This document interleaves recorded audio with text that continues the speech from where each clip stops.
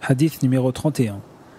Abu al-Abbas Sahl ibn Sa'd as-Sa'idi radiyallahu anhu a dit: un homme vint trouver le prophète sallallahu alayhi wa sallam et lui dit: ô envoyé d'Allah, indique-moi une œuvre qui, si je l'accomplis, me fera aimer Allah et des hommes. Le prophète sallallahu alayhi wa sallam lui répondit: renonce à ce monde et Allah t'aimera. Ne convoite pas ce que possèdent les hommes et les hommes t'aimeront. Hadith rapporté par Ibn Majah et d'autres traditionnistes d'après des chaînes de transmetteurs qualifiés de Hassan. Hadith numéro 32. D'après Abu Sa'id Sa'd ibn Malik ibn Sinan al-Khudri radiyallahu anhu, l'envoyé d'Allah sallallahu alayhi wa sallam dit: tout préjudice est illégal, qu'il soit involontaire ou volontaire. Hadith Hassan rapporté par Ibn Majah, Dar al-Qutni et d'autres. Hadith numéro 33. Selon Ibn Abbas radiyallahu anhuma, l'envoyé d'Allah sallallahu alayhi wa sallam a dit: si l'on accordait aux gens ce à quoi ils prétendent, ils s'en trouveraient pour prétendre avoir droit à la fortune d'autrui ou à son sang. Il incombe au plaignant de faire la preuve de ses accusations et à celui qui la récuse de prêter serment. Hadith Hassan rapporté par Al-Bayhaqi et d'autres en ces termes, et en partie par Al-Bukhari et Muslim. Hadith numéro 34. Abu Sa'id al-Khudri radiyallahu anhu rapporte: j'ai entendu l'envoyé d'Allah sallallahu alayhi wa sallam dire: si l'un d'entre vous est témoin d'un acte répréhensible, qu'il le corrige de ses mains. Si cela ne lui est pas possible, que ce soit par la langue, et si cela encore ne lui est pas possible, que ce soit avec son cœur. C'est là le minimum imposé par la foi. Rapporté par Muslim.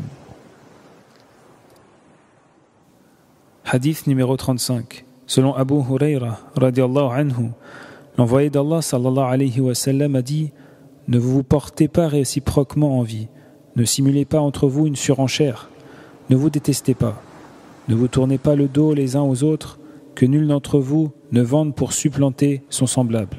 Soyez des serviteurs d'Allah en qualité de frères. Le musulman est le frère du musulman. Il ne doit ni être injuste envers lui, ni lui faire défaut, ni le mépriser. La piété est là, et le prophète sallallahu alayhi wa sallam désigna sa poitrine par 3 fois. Qu'il suffise à une personne de mépriser son frère musulman comme crime. La personne du musulman est sacrée pour tout musulman. Son sang est sacré, ses biens sont sacrés, son honneur est sacré. Rapporté par Muslim. Hadith numéro 36. Selon Abu Huraira radiyallahu anhu, l'envoyé d'Allah sallallahu alayhi wa sallam a dit: celui qui délivrera un musulman d'une des angoisses de la vie d'ici-bas, Allah le délivrera d'une des angoisses du jour de la résurrection. Celui qui accordera des facilités à son insolvable, Allah lui accordera des facilités en ce monde et dans l'autre. Celui qui couvrira la faute d'un musulman, Allah le couvrira dans la vie d'ici-bas et dans l'au-delà. Allah viendra en aide à son serviteur tant que celui-ci viendra en aide à son frère. Celui qui empruntera une voie en vue d'acquérir la science, Allah aplanira pour lui une des voies du paradis. Il n'est pas de gens qui se réunissent dans une des maisons d'Allah pour y réciter le livre d'Allah et l'étudier ensemble sans que la sérénité ne descende sur eux, ni que la miséricorde ne les couvre, ni que les anges ne les entourent, ni que Allah ne les mentionne à ceux qui sont auprès de lui. Celui qui verra son accès au paradis retardé à cause de ses œuvres, son lignage ne l'aidera pas à y entrer plus rapidement. Rapporté par Muslim. Hadith numéro 37. Ibn Abbas radiyallahu anhuma a dit: l'envoyé d'Allah sallallahu alayhi wa sallam rapporte ces mots d'après son Seigneur, qu'il soit béni et exalté.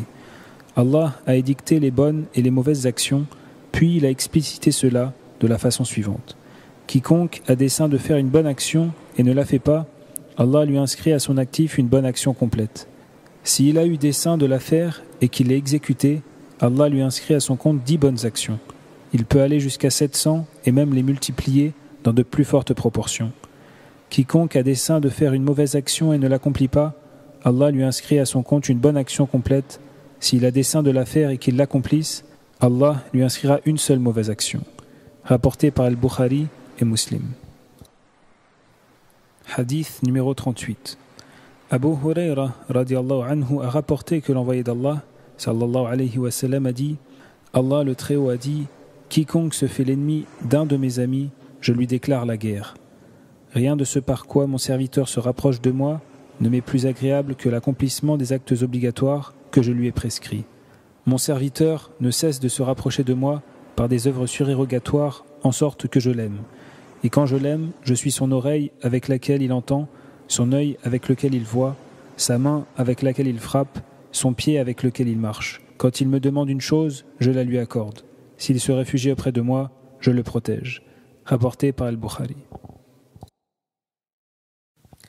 Hadith numéro 39. Selon Ibn Abbas, radiallahu anhuma, l'envoyé d'Allah sallallahu alayhi wa sallam a dit: ma communauté n'est pas reprise pour un acte commis par faute ou par oubli, ou sous l'effet de la contrainte. Hadith Hassan, rapporté par Ibn Majah et Al-Bayhaqi. Hadith numéro 40. Ibn Umar, radiallahu anhuma, a dit: l'envoyé d'Allah sallallahu alayhi wa sallam me prit par l'épaule et dit: sois dans ce monde comme un étranger ou comme celui qui passe son chemin. Ibn Umar, radiallahu anhuma, disait: quand tu es au soir, n'attends pas le matin, et quand tu es au matin, n'attends pas le soir. Prends de ta santé pour ta maladie et de ta vie pour ta mort. Hadith numéro 41.